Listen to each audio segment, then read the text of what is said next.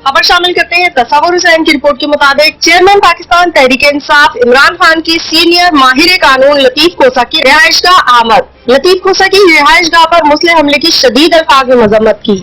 हमले की जामे तहकीकात और जिम्मेदारों के खिलाफ सख्त कार्रवाई की जरूरत पर जोर दिया।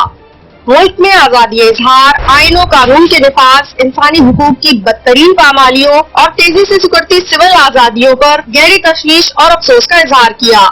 मुल्क में आईन की बालादस्ती और कानून की हुक्मरानी के लिए दिलेराना मौक़िफ़ अपनाने पर लतीफ खोसा को खराज तहसीन पेश किया।